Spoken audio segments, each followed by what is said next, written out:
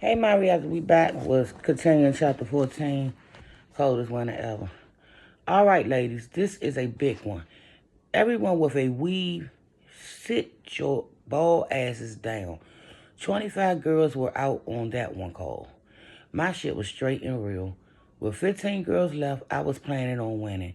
Then the next security guard got up and said, "Pull up your shirts. I'm checking for them nasty worms." Everybody was confused. We just stood there asking him and each other, What's worms? Stretch marks. A lot of you slick bitches got nice figures and ugly stretch marks. You know you got 4 kids. Your ass shouldn't be here. GS do not want to be your baby daddy. All the guards started laughing. 5 girls with worm were eliminated. The security guard called over to the DJ. "Throw on some Biggie Small. Let me see you hoes dance. You gotta have rhythm. If you can't dance, you probably can't fuck. Sit down, you all beat. Sit down, you're whack. Sit down, your butt fell off." 7 girls left. Everybody was like, "All right. Okay, all right, already. Just pick one. Okay, one of y'all step up. The other 6 sit down." Everybody stepped up. Okay, now we gonna see who got some sense upstairs in the head. If you get a wrong answer to the television trivia question, sit down. Contestant number 1, who J.J. Evans? Who? J.J. Evans in Good Times.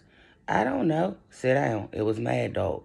Contestant number 2, who was Janet Jackson? What was Janet Jackson's name on Good Times? I know it was Penny. The contestant answered. You're right. Contestant number 3, what was Alice the maid in the Brady Bunch boyfriend name, and what job did he do? Oh, I don't know. The security guard was laughing so hard they was bent over. The one who fell on the floor yelled, "You're out." It's Sam the Butcher. Contestant number 4, who was Fred Sanford? What was Fred Sanford's favorite drink? Come on, that's one too hard. Hers was easy, she said, pointing to number 2. Sit down, Fred drank Ripple. Contestant number 5, what was Samantha Stevens' mother name on Bewitched? Sabrina. No, it was Endora. How was I supposed to know that? I didn't even watch that shit. I don't have cable. Sit down, contestant number 6, that was me.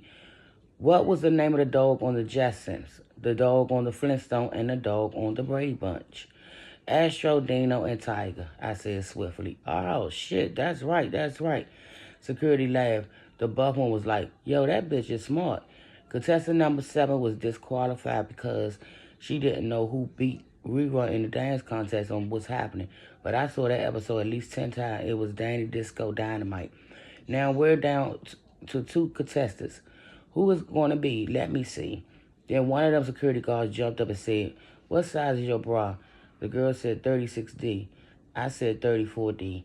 Pretty close, he said, but who has on clean panties with no holes and no loose strings? Open your legs. He got on all 4 and looked under our skirts. Then he crawled over and looked under my dress. When he saw my nicely trimmed, bare, hairy pussy, he said, that's it, you're the winner. All I could think of was, thank God I didn't wear no panties. It seemed like we would never make it up to the top of the wide, steep, curviest steps. Every step closer I got to the bedroom on the west wing of the mansion, the more excited I became. I wish I could have a Polaroid snapshot of the look on G.S.'s face when I walked into the room. As we got close to the door, the fat security guard who escorted me said, me and you could dip into any one of these rooms right now. If it's me you really want, just give me the word. I wouldn't even respond to him.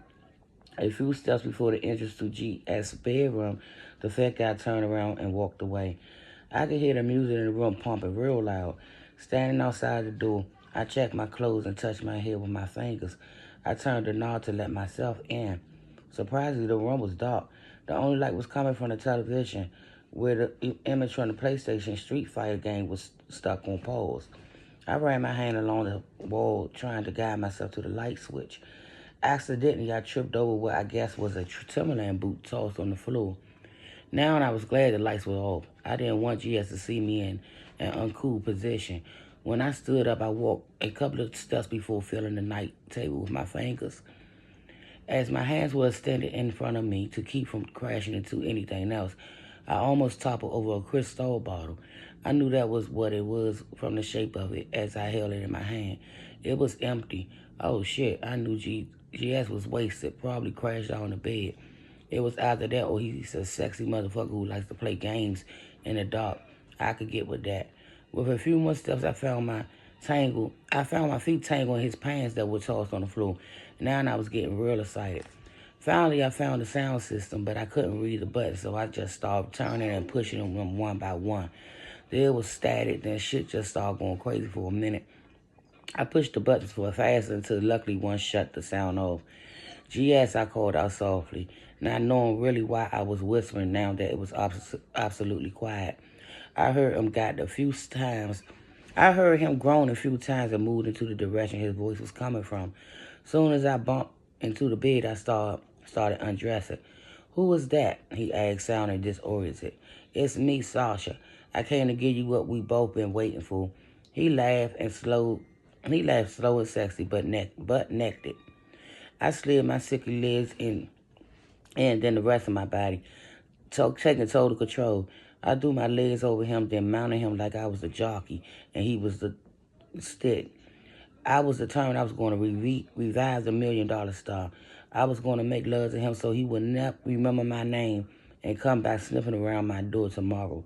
Laying my titties on his chest and my head against his now erect big dick, thank God dick, I began to suck his neck, lick his shoulder blades, and suck his chin.